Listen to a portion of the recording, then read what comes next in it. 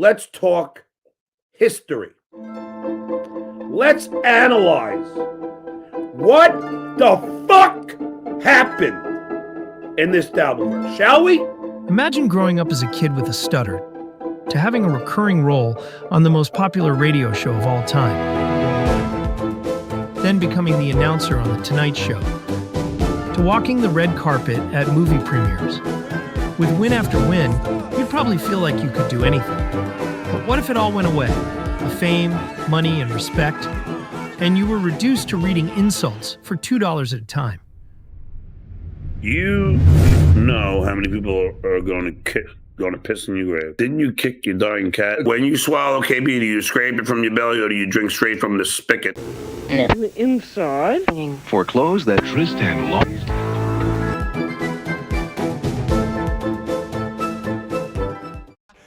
In 1988, at the age of 22, a young kid named John Melendez applied for an internship at the Howard Stern show.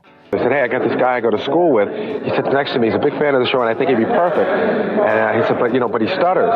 So he came into the office and said, Howard, I'm interviewing this intern. He stutters. And Howard just stopped what he was doing cold and looked at me, total seriousness, and said, hire him. And I said, I haven't even met him yet.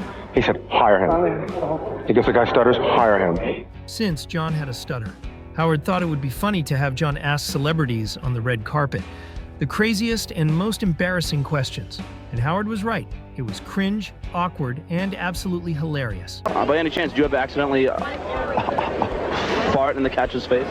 Who the hell are you? For John's sake, that kind of damn question. See you later. If you go to the bathroom in space, does it float in the air? Did you hear this? Do you think that ugly people should have children? I don't think ugly people should have children, no. I told your mother that. Big deal. Are you pro-abortion? Yes. All right, Ed. And as I look around me, I see a lot of missed opportunities. These segments became very popular with the Stern audience, which in turn gave John more airtime and even more exposure. And with that exposure, we got to see John's true talent, being the back office gossip and shit stirrer. You're laughing. Yeah. About 2 weeks ago, Jackie's driving, right? Yeah. I see him, and he only has, one headlight on. Right. So I'm like, Jackie, when he got in, I go, you got to get the headlight fixed. Yeah. He goes, yeah, I know. So today, he got pulled over for one headlight. What's the big deal? It's always like, what's the big deal, man? The Stern Show audience loved the fights that followed, but it didn't make for a very healthy workplace environment.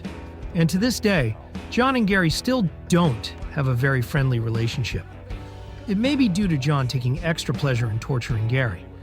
Because Howard was laughing, so and then you sit here and shut up. I mean, you just shut up. Do some work and shut up. You got to pick on. It's amazing. Because you don't do anything. You don't help in any way. Everything you ask me. Gary dealt with this behavior a lot. John was always trying to undermine Gary. It stemmed from John's insecurity about his own work ethic.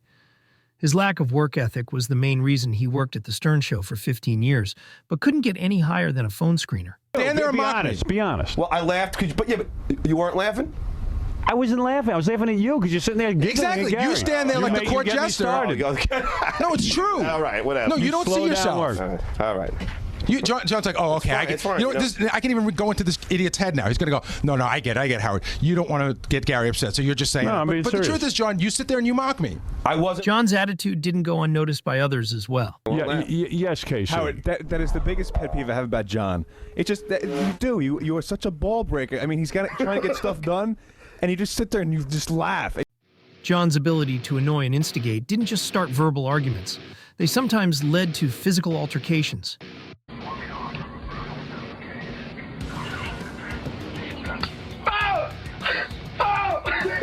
You're so lame. You're so lame. You're an asshole, man.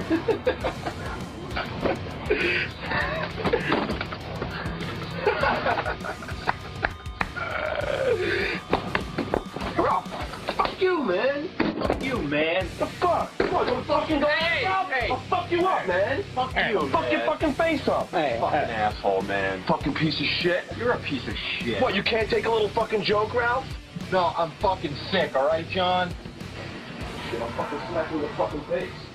There was just something about John. When people got to know him, They didn't like him. Chris, you're on the air. Go ahead. Yeah, hi. I suffer from insomnia, and I tried sleeping pills, I tried sedatives, I tried everything, and I finally found something that cures my insomnia. AJ After Hours. Hey, man. What is that? What is this? Come on. Let me tell you something right now. No, it's okay. It's all right. If you can say that. But I will do one thing before I leave today. Yes. I'm gonna grab Stuttering John by the face, and I'm gonna punch him right in his friggin' head. One more call gets through, and you're dead, you fat bastard. Yeah, Mel, you're on the air. Go ahead. Hey, Howard, the only thing more embarrassing was the AJ After Hours show. Oh. Get that John right now. And you know Get that John right now. And you know who's really embarrassed? Who? Even more embarrassed of that show than AJ? Who? His hair jumped right off his head to get away from him. Hey, John. Yeah. I knew it was John. I knew it. Get him in right now. I swear to Christ, when I leave. You're doing it? All right, let me tell you something. You fat bastard. You better leave early. No, there'll be tomorrow. I'm going to smack you silly, you. Tomorrow's store. Actually, the next break. Yeah. After the break, come Hey, back. Howard, AJ stands for arrogant jerk, by the way. Oh, What's stand for what? you guys? Stand for what? Arrogant jerk. I swear to God. happened with the you next two? break? You watch what happens. I don't care if I ever come back again. I'm gonna go in there and punch you. And listen, I have some free hats for a little, I'll go right now. a good wig for you to wear back here, AJ. John just didn't know when to quit. I'm gonna beat you worse than Chuck Zito. This had a can't punch. Go on. Jesus, here goes. You want me? Come on, bro. Come on, bro. I'm up right now. I'll beat your ass, AJ. I'm up right now. One of his most famous altercations was with Crazy Cabby, which eventually led to a pay-per-view boxing match. Mustang. You don't know what I asked for. You're the dumbest guy alive. You don't know what I asked for. You don't know what You don't know my deal. Do you What know a my stupid ass business deal? Morozak, Moronzak, whatever you call yourself. All right, here it is. Here it is. Bozozak. What the hell are you? Come on, Cabby. No, guys, no. Oh, will you get ready? Stop. Guys, easy. Where's our security? Stop. God, they can't stop. Stop, guys, stop. It's enough. Now, there's been a lot said about this boxing match. John did win by decision, but some say it was fixed, and others agree with the result that John did land more punches. But the way I see it, if you didn't watch the fight and you just walked in on the aftermath, you would have thought Cabby destroyed John. Cabby's face didn't even look like it was touched, while John's face, it was a puffy, bloody mess. Howard, I got to tell you one thing. I'm standing right here in the ring. There's a big puddle of blood from where John was just standing. After all, the point of a fight is to be less injured than your opponent by the end. This moment was a big contributing factor to John's inflated ego on the Stern Show. The best example of this is when Stuttering John actually thought he could become a pro football player. Just a reminder, John claims to be 5'7" and 170 pounds, and he's never even played high school football. You got to hear this. Good morning, everyone. Good morning. Yeah, we got a good one for you. What's going on? Stuttering John made the claim that he could be a football player. So wait. Listen to this. So he said he could probably, make indoor arena football. Okay. So the guy from the New York Dragons called us up, which is indoor arena football. Yep. And he said, all right, I'll give John a tryout. And John thinks he's going to make first cut. And those guys are going to kill him. No, he's going to be cut first. Yeah, That's right. Everyone's getting a little too confident after boxing. No, it's nothing to do with that. That's exactly You know what? What is this? Does John want to race me, or does he want to be a football player? I want to race you what's first, more just to important even to see if I can compete with any. If I can't beat you in a race, then you're a tight end. Oh my goodness. Marty, if Look at I him. beat Marco, you're not going to be a little like. He's not going to. You're not going to beat Marco. I've seen Marco train. John, there's no way that you'll beat Marco. He'll beat you by. Marco's fast. He'll be standing there waiting by for 10 you. yards. 10 or 20 yards. Bring him over by the gym. Bring him by today. Okay. All right? Bye, Marco. You're going down, Marco. All right. Runners on your marks. Set. Go.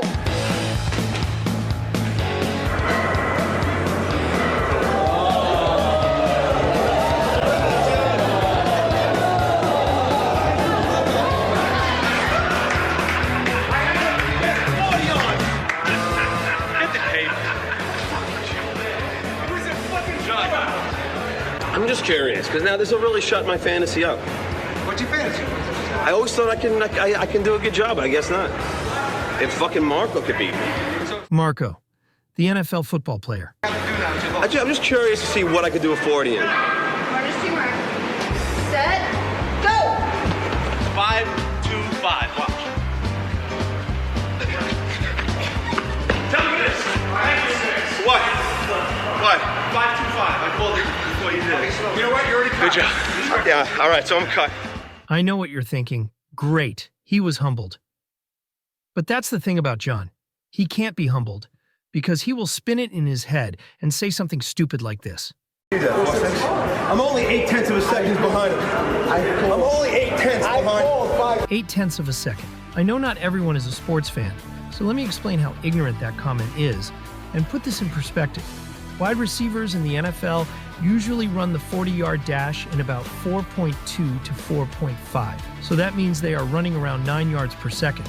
So since John was 0.8 slower, that means if John was covering a wide receiver on a 40-yard pass, John would be about 7 to 8 yards behind the receiver. This is what that would look like. And as they say, football is a game of inches. So even if a receiver had 1 yard of room, he'd at least catch the ball nearly every play, let alone having 7 yards of room. I feel it's important to explain because this is how John operates today. He uses the big victories in life, like the cabbie fight, to feed his ego. But he also refuses to take the losses in life and learn from them. He'll instead ignore the loss or spin the loss in some twisted way to make it a win. This contributes to his delusions of thinking he's always winning or coming out on top. To this day, the win over Cabbie has made John believe he can fight nearly anyone and win. This is John nearly 30 years later. He's trying to fight someone double his size, and I believe 20 to 25 years younger. Fucking guy. Think about my fucking family. The next time I come back, I won't be talking. We'll get more into this later. Now, earlier I said John couldn't be humbled. That's not completely true. There are a couple of exceptions. There were people like Howard that were able to humble John, and that's because John considered Howard as being better than him. And trust me, John definitely needed reality checks now and again. Because with each success, John would start to overestimate his importance and contributions to the success of the Howard Stern show. The biggest problem is that John thought he was purposely funny, when in fact it was the writers around him, like Jackie and Fred, who made John funny. As unfortunate as it may seem, John is meant to be laughed at instead of laughed with. If you compare John to his successors, Richard Christie and Sal Governal, it's a stark difference. Richard and Sal produced bits, cut and edited tapes, wrote jokes, made prank calls along with being on-screen personalities. The only thing they really didn't do was screen phone calls. Once John left, they were able to split that job between Will, Jason, and sometimes Benji. Goes to show how easy that job was considering how much work Jason and Will already did. As far as John's comedic ability, everyone could see that John really wasn't that witty, and that lack of wit was on display when he did his interviews. Although the questions written for John were undoubtedly funny, when it was time for John to go off script, John's retorts mainly consisted of things like pointing out what a person was wearing. Get in here. You look like a slob. Really? Well, I'm sorry. I don't have fake, jackets. I don't have anything fake, especially my brain, punk. Blow your ass out of here. So you can see why when John bragged about how funny he thought he was, it could get annoying to the real comedians like Jackie, Fred, and Artie. And that's why it was so satisfying when Howard would tell John the harsh truth. First of all, regarding you, Stuttering John, you are a guy who perceives himself as funny. When you go on the Ricky Lake show, when you go on the Last Call show, when you do these shows, when you go on the Conan show, you turn to people inevitably afterwards and you go, hey, was I funny? I'm going to tell you something about yourself. You are the least funny person I've ever met. You are not funny. Okay. You're obnoxious. Okay. You're not funny. All right. I know you think you're funny. Do you think you're funny? Yeah. Tell the truth. Do you think you're funny? Do you think you're a funny person? Yeah. You're not. Okay. John would also lean on the shock value of homophobic or racist material to make up for his lack of wit. Whatever, but I mean, I think he's a faggot for not finding racist.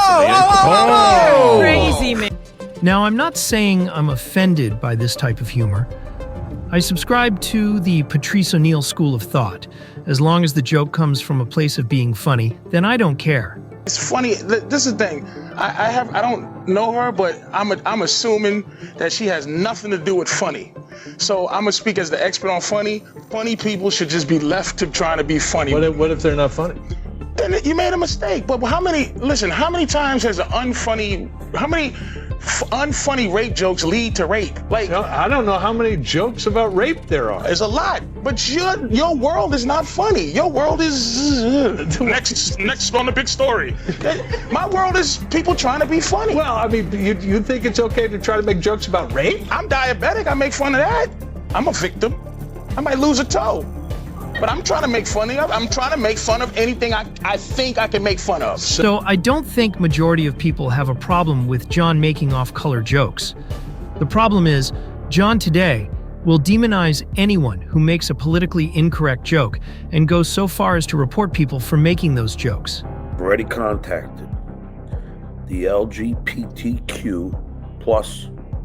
I contacted 3 organizations so far. When in fact, John has made a career off those very same jokes.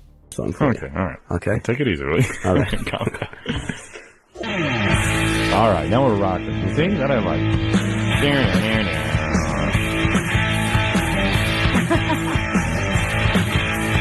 Here's a story about a Jew's success. What? A Jew's success. A Jew? You know, I just... Why would I play that? You know, this...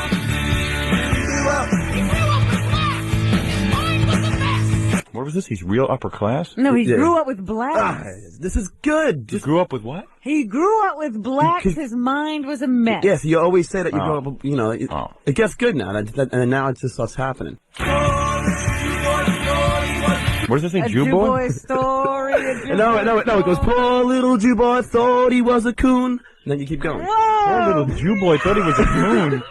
No, you gotta listen, it's good. While working for The Stern Show, John also had a band. The man sent by Stern to ask celebrities the rudest questions imaginable is trying his hand at a new career, his first love, music. In your face, rock and roll. With the possibility of John's band being mentioned on The Stern Show, John was able to acquire a record deal with Atlantic. Now, was the contract earned because the band was great? Probably not. The music was average at best.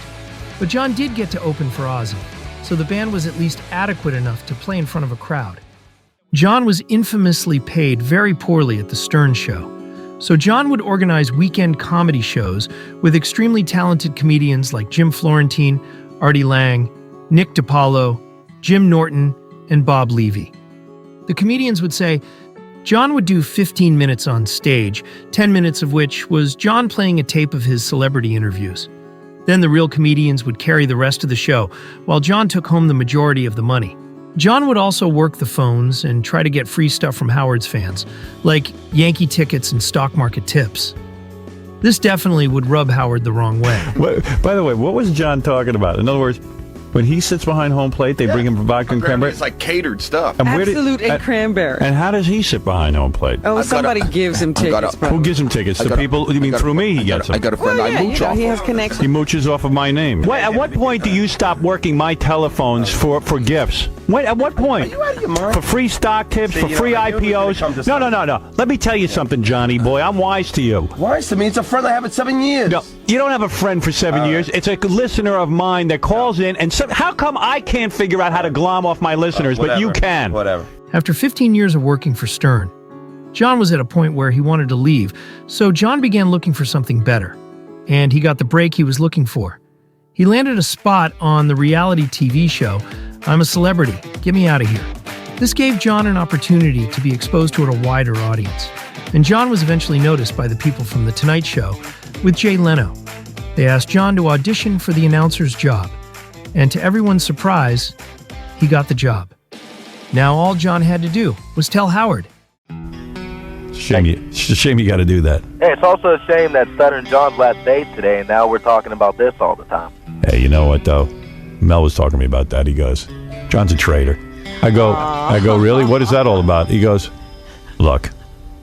He said, what you did for this guy, there was nobody on the planet he couldn't pick up the phone and call you beforehand or go to you in the hall. He goes, at least say to you, hey, something's up. And you know what's weird, Howard? For 15 years, I've been paid literally nothing. So suddenly I'm supposed How did you get 2 homes? You know what? Because every weekend I'm out on. I'm not blaming you for it, but I'm saying suddenly I'm maybe you would have. Maybe he would have. So maybe he would have seen you to give him a shot. And I've talked to Mel. 2 years ago, I've had a long conversation begging him. All right, but the point is, why wouldn't you come and say to anyone? I still made nothing. Why wouldn't you come to someone and say you got another job offer? That's what it would have taken for you guys to pay me like yeah. That's what it takes in any business. That's the way it is. You feel John's a liar? A total liar. Why? Because that you pointed it out like 5 seconds ago. If he really wanted to get a hold of you, he would have called you. Right. You made a good point. I got an email about 2 weeks ago saying you bought a house in California. Yeah. Sent the email. Untrue. But do you have a house in California? You named the town. You named the town. B, you got the price wrong. And C, I don't want to. Did you buy a house in California? It doesn't matter. Yes, I don't know. Did you buy a house where I'm living in California? Just ask if you bought a house in California. Before you announced on this show and before you told Howard? Yes. Okay, so? So, if John bought a house in California before he told anyone, that means he never intended to at least try and stay at the Stern Show. While obviously inebriated, he later admitted during a radio interview in New Jersey the real reason why he left Stern. But for me to go to the Tonight Show was not about the money. It was all about, I didn't want to, hear Howard in my head every day and talking to us on the show, at least to me, and saying, I'm worthless, I'm not funny. The only reason why I make money is because I stutter and all these things. I mean, he told me to abort my first child. Oh, my God. Because I wasn't fit to be a father. But this is all on the air. On the air, he said this? Yes, and this is all stuff that people don't understand. They go, oh, well, is Howard a good guy off the air? And I'll go, he's a great guy off the air. And they would say, well, then on the air is all an act. I go, no, off the air is all an act. Oh, really? Because Howard, the real Howard is what you hear on the radio. That's what it was. So, I couldn't wait to get out there. When I met my wife and the mother of my 3 children, when I met her, I said, that was like 5 years in, for me on the Stern Show. I said, Susanna, I got to get out of here. I can't, I can't hear all this. With Stern out of his life and a $500,000 paycheck, John's future was looking bright. John was put in a perfect position to succeed. Night Show with Jay Leno. Hey, John, shut up, will you? You got the job. Can't hand me this up, will you? Hey. It's the Tonight Show with Jay Leno. Jay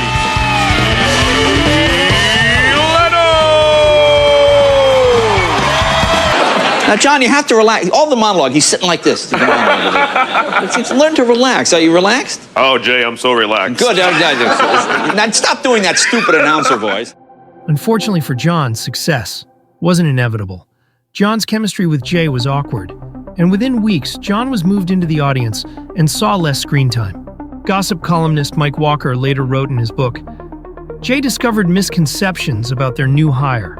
Jay found out Melendez, quote, wasn't particularly funny, and Jay was furious because he was led to believe John wrote all those funny questions to celebrities when he was on Stern. John was described as a fish out of water. A veteran writer and producer said, everyone in the business knows a mistake was made when hiring John, and there is no such thing as Stuttering John, just a guy named John Melendez, who became the character shaped by the genius of Howard Stern. However, John did stay on staff until the end, when The Tonight Show finally went off the air, but his on-air time was diminished to only humiliating bits. While the celebrity and street interviews were given to the far more talented Ross the Intern and Jim Norton. But before The Tonight Show went off the air, John was able to accomplish something big. He created and starred in his own movie. And not just any movie, one of the worst movies of all time. In fact, the only thing entertaining were the reviews. Hi. Mike, were you here for John's movie? Yes, it was great. How was it? Excellent. It was excellent. You know, it started like 3 minutes ago. It did? Yeah, here you are walking out. And you loved it too? We did. The reviews are in. The first minute and a half are fantastic. I gotta be flat out about this. This is the worst movie I've ever seen. The IMDb reviews were far less kind, with one user writing, "There's nothing worse than someone who thinks they're funny, and they're simply not. Stuttering John Melendez embodies that. He's only famous because Howard Stern exploited him and wrote him funny questions to embarrass celebrities with. This celluloid abortion is almost impossible to get through, and there's not a single laugh throughout it. Shame on Jeffrey Ross for allowing himself to appear in this piece of crap." After The Tonight Show went off the air in 2013, John's career rapidly went into decline. The highest profile gig he was able to get was hosting the Pro Football Arm Wrestling Championship. He also became the co-host of the Stephanie Miller podcast. But that didn't last too long. John's misogyny didn't play well with the audience demographic, made up of mostly liberal women. Not to mention, he would show up late, sometimes with beer in hand, and he didn't have the intellect to keep up with a political conversation. Also, the fans had let it be known that they weren't happy whenever John appeared on the show. Stephanie Miller's Facebook would be bombarded with these types of comments.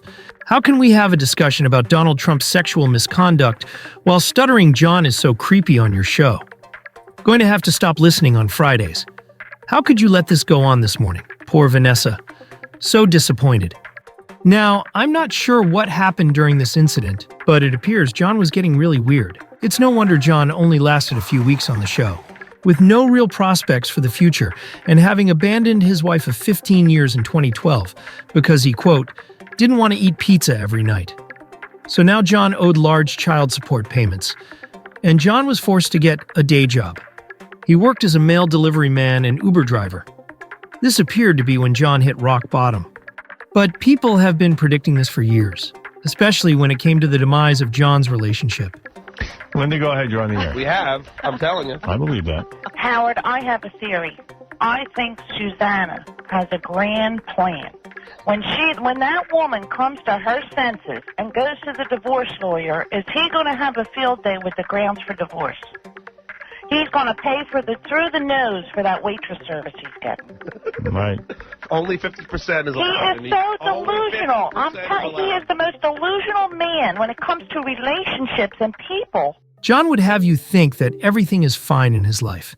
After all, John, on multiple occasions, has stated he's a genius when it comes to investing, and was receiving $500,000 a year for 10 years. With modest investments, he should have $2 million in the bank, right? Wrong. John was doing crappy stand-up gigs at potato bars and lived in a small roach-infested condo in Los Angeles. And with this desperation, John was forced to try something new: podcasting. John admitted he was never good with technology. So to start a podcast, John was going to need to hire a producer. So John hired Royce to co-host and produce the Stuttering John podcast. Initially, John was able to get some high-profile guests. He had guests like Guy Fieri, Larry the Cable Guy, and even Jay Leno. But this didn't result in views. So, to try to get some heat for his podcast, John decided to see if he could get President Trump on the phone. But John used some nefarious tactics to do so. John pretended to be Senator Bob Menendez, which is highly illegal. Federal law states you can't impersonate a federal employee with intent to deceive another person. This comes with a penalty of up to 3 years in prison. But incredibly, John was able to actually get Trump on the phone, and John wasn't charged with any crime. Matter of fact, it made global news. The Secret Service is looking for comedian John Melendez following his prank call to President Trump as he flew on Air Force One. Hi, Bob.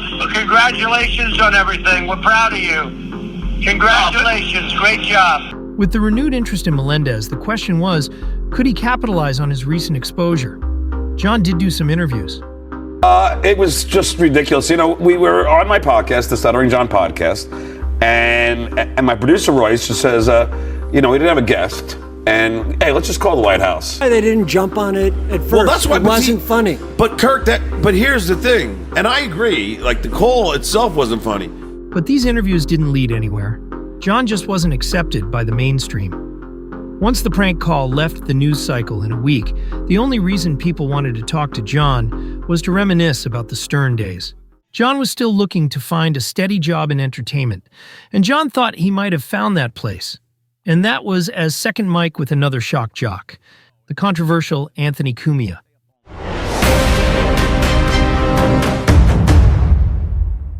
If you didn't already know, Anthony was part of the Opie and Anthony radio show. This was the only show that ever really came close to rivaling The Stern Show. And Anthony's widely considered as one of the funniest people ever to do radio. Who set the fucking studio up this morning? Uh-oh. Okay, my headset's been cutting out all day. Why do I have STU on my headset instead of Jim? They forgot the PID.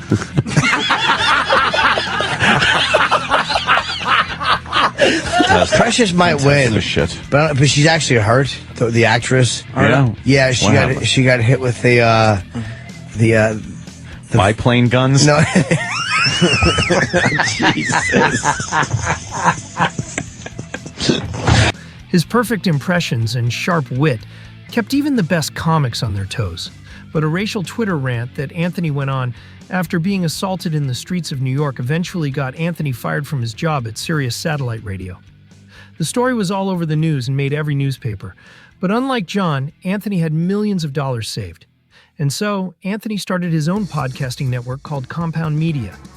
Rumors had it that Compound Media paid very well. With lucrative contracts and a fridge full of free beer, it was John's dream. So every time John would be a guest on the Anthony Cumia show, he turned it into an audition. According to stories told by Anthony and others, John would ask Keith, the man running things behind the scenes, if he thought he did a good job after every appearance. And Keith, being a nice guy, would tell John that he did great. And like we mentioned earlier, this inconsequential comment would inflate John's ego, and John would in turn interpret it as Anthony wants John as second mic. Truth be told, Anthony never even considered John for second mic. Anthony wanted John's far more talented former co-worker, Artie Lang. Anthony eventually hired Lang, and they started the Artie and Anthony show. This destroyed John's ego, and John immediately became defensive. So defensive, in fact, John sabotaged his own guest appearance on the AA show. And this point in history is where many believe the genesis of the Dabbleverse began. It's the Artie and Anthony show, of course, with my co-host, Artie Lang. Yeah. Why did you get Artie? Look at the seat. It's Artie seats with fucking sides. The guy's 800 pounds.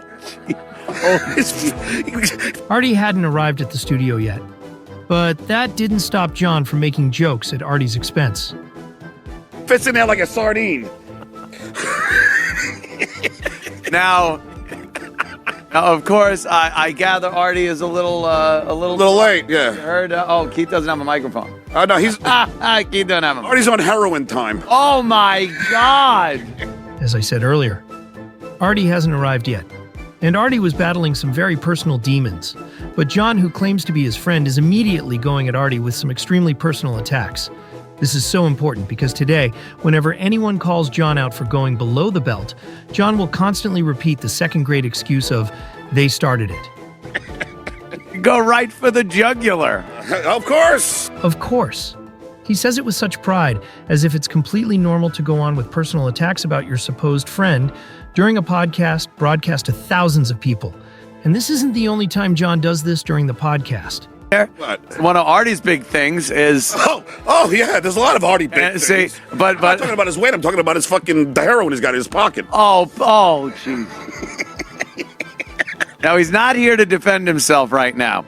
As I mentioned earlier, this is what many consider as the genesis of the John hate. And it wasn't because he just made some bad jokes about Artie. It was also his behavior and his inability to take a joke. I'm not talking about the vicious and personal attacks that John was dishing out. I'm talking friendly ribbing you would expect with a group of comedians on a podcast. And we would always have a good time. It was never any... And then I knew that when the cancer came, when Artie came into this show, Artie was gonna get fucking you to start fucking goofing on me. And like clockwork, it happened. And, and then day after day, you would goof on me. Milk carton. Day after day, you would goof on me. And I'm like, what the fuck? Artie turned Anthony in 2 fucking shows. No, this is not. How easily you turn. This is not true. I could look back at certain tweets that I made before we were even talking about Artie being on my show, where I talked about El Chapo. I said that, I did that bit a year ago. Yeah. But it's still funny. Yes, I look exactly like the fucking. So when we got arrested in fucking Baja the other day. So when Artie brought that up, I was like, yeah, fuck, it's funny. And oh wait, stop sugarcoating this bullshit. Stuttering Juan is kind of funny. Yeah, no, that's fine. I don't mind shit. But then you go and goofing on my movie. Well, okay. That was it. They said John looked like El Chapo and made fun of John's extremely terrible movie. So in John's mind, that warrants his attacks on Artie's drug use. And to be fair, he does look like fucking El Chapo. But I guess the most infuriating part about this is John is being extremely sensitive to very mild jokes. Let's not forget, John came from the Stern Show, and while he was there, John was known for busting balls. And we all saw how relentless John was being when it came to AJ Benza. But here John is, being a giant pussy, because Artie and Anthony made some jokes about El Chapo and John's movie sucking. But John's hypocrisy isn't the only thing in this episode that made people who were watching it go crazy. It was also the way John treated the compound media staff. And I said, Gary, what part of a fucking empty beer do you not get? Oh! But just to address the cold shoulder staff thing, there was a little confusion, I think, because, when John was doing his podcast from here, he was supposed to, maybe take care of the staff, was he understanding, at the studio for free, and maybe leave a couple beers in the refrigerator, but apparently the guy said John drank all the beer and then walked out, and, give a reach to the guys. I'm sorry. I'm sorry. I'm used to the fucking Tonight Show, Keith, where they have all the beer and they don't expect tips. No, we do have all the beer. It's just maybe you don't just drink it all. Am I don't at the know. Picnic Pub in Woodland Hills? I gotta leave a tip when I get a fucking beer? Get the fuck out of here. Next one. Garrett, you got a problem? Let's do it right now, motherfucker. I'm gonna start tipping for fucking Coors Lights. John focuses on the beer because he knows he's wrong. No, not tipping them for their service of recording the podcast. Nobody asked me for tips. I said just take care of the staff. I go to your house. Yeah. We hang out and we drink beer. Do you ever ask me for a tip? No. I think this is more of a business setting. Right. And we I gave think, you the studio any for of the free, beers but I said take care of the guys. I didn't know you were that hurting for money. No, we're not hurting next for time, money. you know what? We just do right. Hey, We do right by our friends. They do right by the guys. That's Buy all. some more bullets for your fucking gun. It's not for me. It's for the staff. He's gonna need him after this show. Here's your $20 in this is $20 for the fucking shitty beer you served me last time I was here. Quite the stack you got there. What are those, singles? No, they're not fucking They're not Pocky. Oh, look, he goes right for the jugular. Those are 20s. Of course, John gets personal with Anthony again and calls him Pocky. If John would just shut the fuck up for a moment and listen, he would understand the argument isn't about beer. It's that the engineers volunteered their time to record John's terrible show. The least John could do is maybe throw them a couple bucks. The crazy part is that this even has to be explained to John. John was in a band. He should know that studio time costs quite a bit of money. The ego to expect this time for free without at least tipping is extremely self-centered. It didn't really have anything to do with the beer. Instead, he threw his empties all over the ground. Okay. Oh, yes. And they said they had to clean up after you, too. Keith, let's go with your premise. So the 9 shows I've done, whenever you guys wanted me, I came here, I took the bullet. Took the bullet? John's implying that it was a sacrifice for him to come on the show, as if John is doing Anthony the favor. At this time, John had nothing going on in his career. John 100% needed Anthony more than Anthony needed John. This is John's narcissism and delusion showing. You do me one favor. And now I gotta fucking tip you? Not me. You just had to take care of the staff. That's what we discussed. Well, but nobody told me I was going to take care of the I did, yeah. I said, the studio's free. It's our gift to you as our friend. Yeah. Just take care of the staff. Okay, then I'm remiss. Okay, thank you. So John apologized. That's good, right? Well, not so fast. Here is guys, how they much apologize. You want? How much you want? $1,000? Should I write you a check? No, it's not to me. It's want to a piece the of guys. my fucking 401k? What a dick. As the show went on, John continued to be a complete asshole. John actually started pestering Anthony to donate money to his senatorial campaign with a promise that if John got into office, John would get rid of all of Anthony's legal troubles. He's literally advertising that he's going to be a dirty politician who abuses his power to help out his donors. John is next level dumb. After a while, Anthony did get fed up with John's hypocritical behavior and finally decided to call out John on his bullshit. Oh, a joke! Well, now let me start. He tells a joke. I'm supposed to identify it as a joke and not get mad. It wasn't a Tell a joke about John, and it's heroin addict, pocky face, asshole, shithead, fuck this, fuck that. From this point on, John knew that this appearance wasn't turning out like he wanted it to, and it only got worse because Artie showed up. As a friend. As a senator, I will support you as a friend. Initially, everything was fine. Artie and John shared old stories, and everyone was getting along. Then the turn. Artie made a couple lighthearted jokes. Of course, this made John turn into a petulant little child.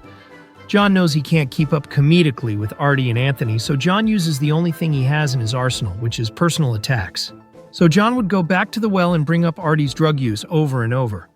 Yeah, here he comes, Mr. Hey, tell fucking the comedy story. genius. Tell the story. Fucking heroin-induced Seinfeld over See here. what he does? Right to heroin. Right? Yeah. Seinfeld. That's not what I do. That's what you do. The worst part is John doesn't get the hint. Every time John does a heroin joke, no one laughs. Also, John thinks it's okay to make these jokes about his friend, but he thinks this is over the line. You got a lawsuit. Look at that picture. You look retarded. You know, that's not. Don't get that. You don't that's like not that. a politically correct term anymore, Artie. What is John Melendez? It's mentally challenged. I find this so weird because he felt like he had to call this out.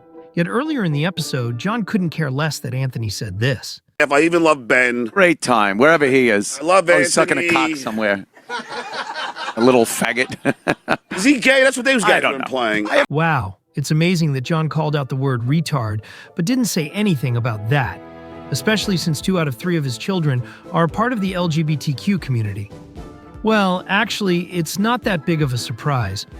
John was recently recorded on a phone call using that exact word, but we'll cover the complete phone call later in part 2. As the show went on, Artie and Anthony showed how much funnier they were compared to John. It wasn't even close. To anyone who hasn't heard the episode in its entirety, I highly recommend it. John did more crazy things like challenging Artie to a roast battle. Then later, while Artie went to the restroom, John interrupted an ad read so he could complain about Artie some more. It also came out that John was broke and borrowed $2,000 from Artie. Eventually, John looked defeated and wanted to leave, but not without a couple more zingers by the gang. Okay. What are they moving everybody out? No, they heard you were doing comedy. Oh, there we go. We brought up the fact. That's the problem I have. Guys, I started. The problem you have is piling up in front of you. Even Joe DeVito got in on the action. You're lazy Susan of bad jokes. Yeah, okay, there we go. Artie, look at Gino laughing at Artie. Let me kiss Artie. Everyone's laughing. Everyone's kissing Artie's ass. We gotta The get in there. audience, everybody's Let kissing. John talk so we can stop laughing. Oh. Oh, now you're on the fucking boat. This was all caused by John. This entire appearance could have went differently if John didn't immediately start attacking nearly everyone. He attacked Anthony, Artie, Keith, the engineers, and Gino. The only one he didn't attack was Joe DeVito, and that's because John didn't know him, so he couldn't think of something personal to attack. Oh, you always trash my comedy. I do not, John. I do not. The only time I've ever seen Artie take it to another level is after you've gone so far into, like, the really insulting territory. John, I never said anything. That's all, John. You talk about it. All right, whatever. What is that? Oh, look, he's at the all right, whatever phase. And this is when John left. Later that night, John had a stand-up comedy gig at the Brokerage Comedy Club, and Anthony attended. How many people went to the brokerage? I bet there were 4 people there. I was there Friday night. Oh, you were? Oh, you I are went such a ball breaker. Friday night. Good for you. You show up. Did John do well? Well, I'll ask it again. Did John do well? The crowd was a little sparse, let's say. It was the first time I was ever able to park in the park. You parked on the stage. There's room in the green room for you to park. So these are very lighthearted jokes, not unlike the jokes told on the Opie and Anthony show. The difference is, real comics wouldn't get offended. Why they don't show up? No, if anywhere that don't listen to the radio, who knows you, stupid? That's what I'm saying. You're about as unknown as me if it wasn't for Opie and Anthony. That's not true. You jacket. He did Spider-Man. He was in the movie Spider-Man. I mean, Big role. I couldn't be as unknown as you. He's 6'8" and invisible. No one knows me. How did this happen? This is how real comics react to jokes. They'll come back with their own joke, or laugh it off. But not John. Just like a bitch would, like a spoiled, like a scorned bitch. Of course, I'm talking about stuttering John Melendez. But comics can bust each other's balls, and it's funny, and they get it, and they don't leave angry.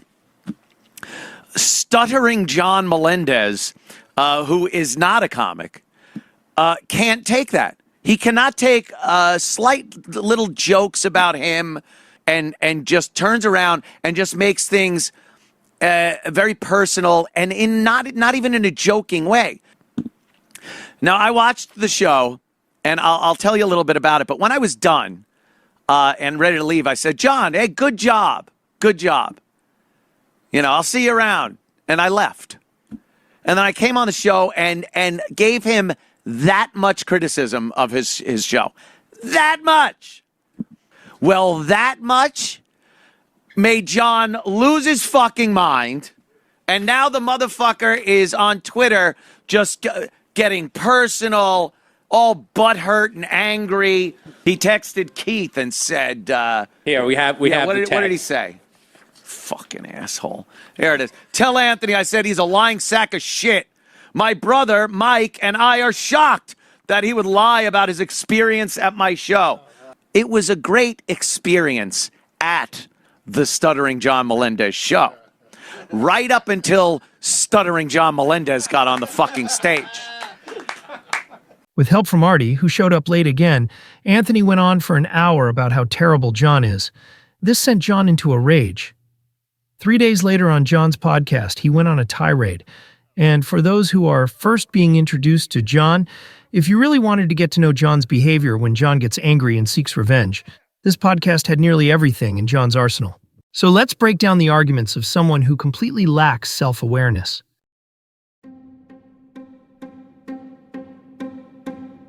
Number 1, John will attack someone's appearance, and not in a witty way. He's Pocky.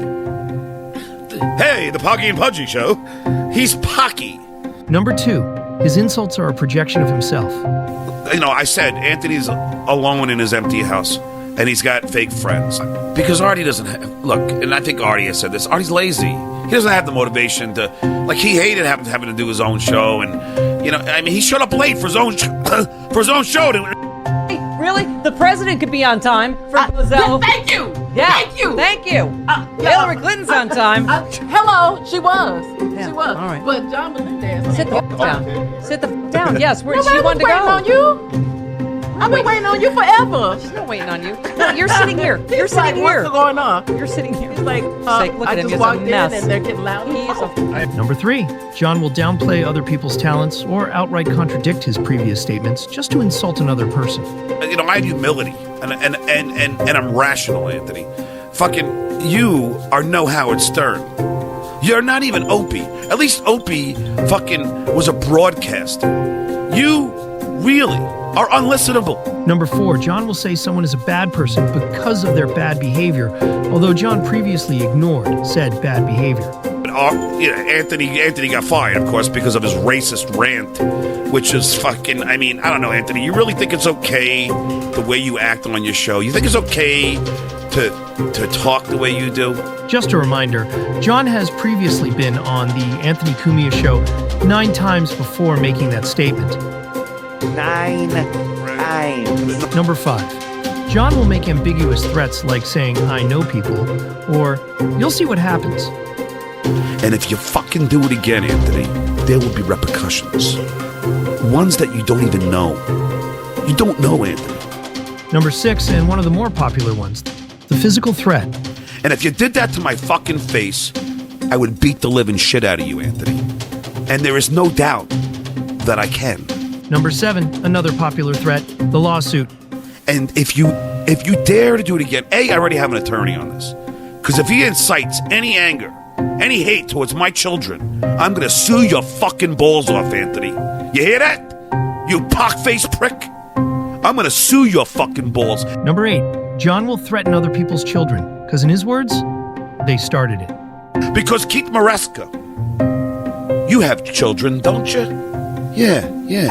Do you want me to start a campaign about your children? Number 9, exposing information like criminal history or just doxing people. The funny thing about this one is, majority of the time, the information is wrong. Anthony, I got a lot of dirt on you. A lot. I'm sitting here, Royce, you can see the papers here. I got a lot of dirt on you, Anthony. Now, there are plenty more nefarious tactics that John will implement to try and one-up somebody. And this didn't go unnoticed by one of the leading podcast review channels. Who are these podcasts?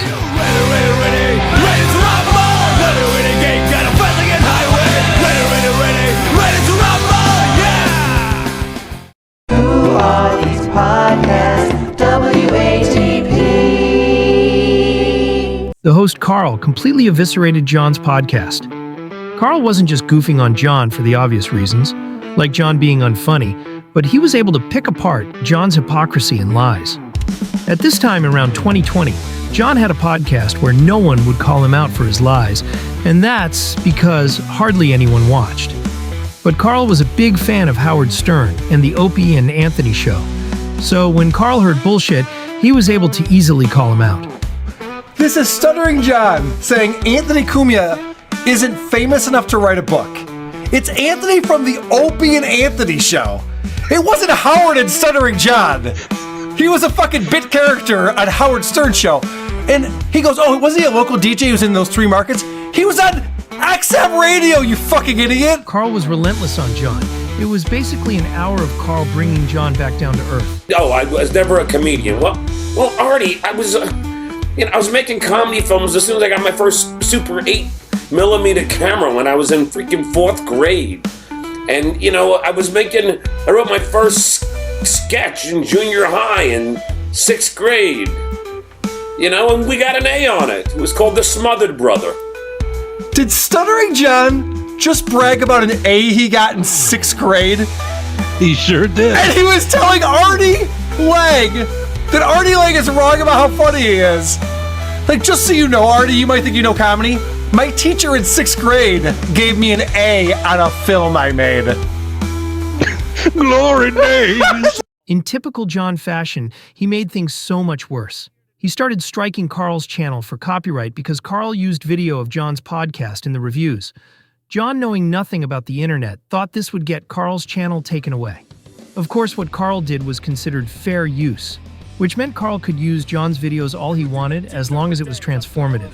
This angered John, so John doubled down and started implementing his childish tactics of threatening lawsuits and physical violence, all because John couldn't take criticism from someone John thought was beneath him. But instead of making Carl go away, it brought more hate to the already unlovable loser. And this wasn't the first time this happened with John. The first podcast John feuded with was Revenge of the Cis, because they also made fun of John's podcast. That went equally as bad for John. I think because these things are going on, Mike, that it's important. The world is basically burning around us, and it's important for us to cover the things that really matter. So Stuttering John talked about us on his podcast, and I think... Hey, you remember, I was there, remember when Shuli and Benji, remember those guys? Oh, yeah. Yeah, those guys, man. They were cool guys. It's this whole show now. It's so sad. Even though both podcasts were very popular and receiving thousands of views for their takedowns of Stuttering John, something was missing. With a lot of internet trends, you just don't know what's going to catch people's attention. In John's universe, it was 3 moments. The Artie and Anthony show, WATP reviewing John's podcast, and while being interviewed by Chrissy Mayer, John getting offended by the most mundane word, dabbler. Do you think that Trump has been good for comedy?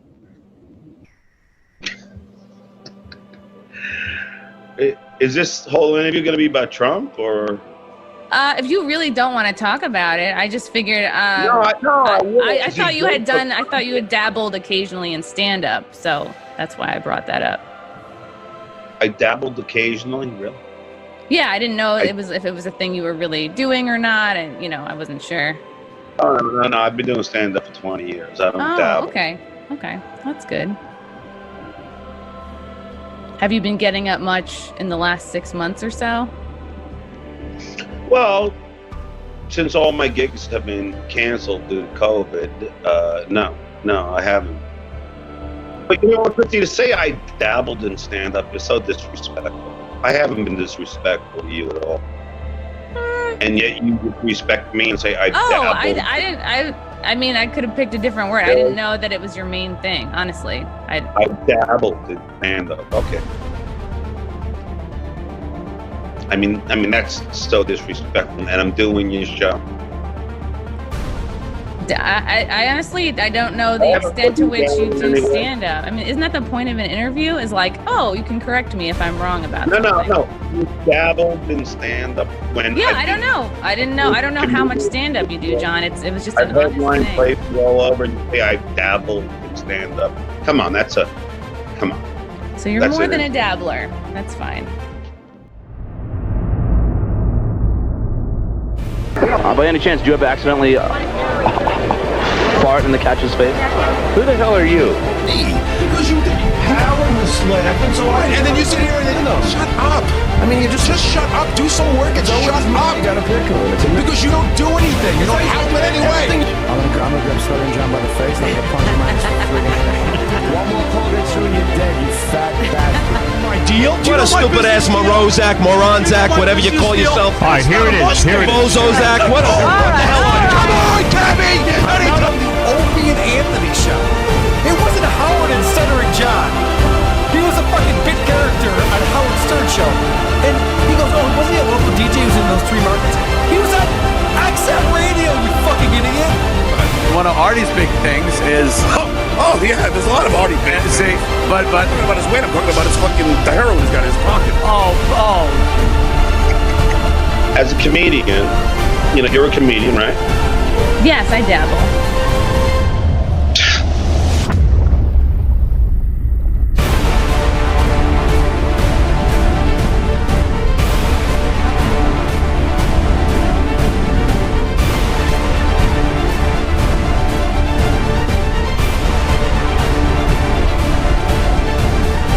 And the Dabbleverse was born.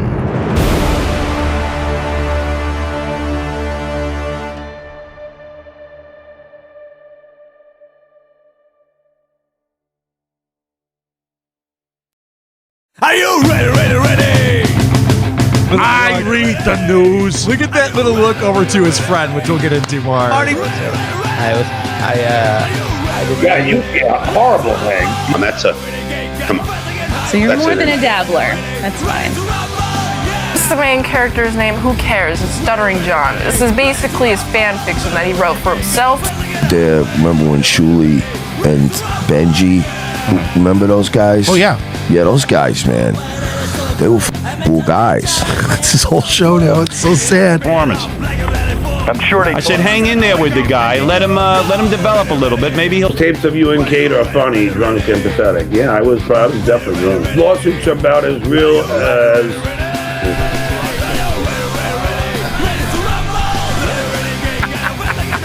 Well, Keith, I'm sorry. I apologize. I love. Look at this fucking dummy. This drooling, fucking inept, low IQ, horrible father, douchebag.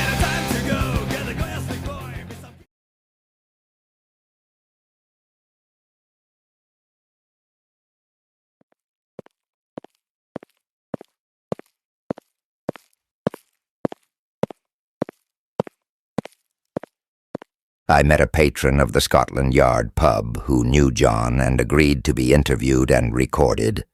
I agreed not to share his name. He only answered a few questions.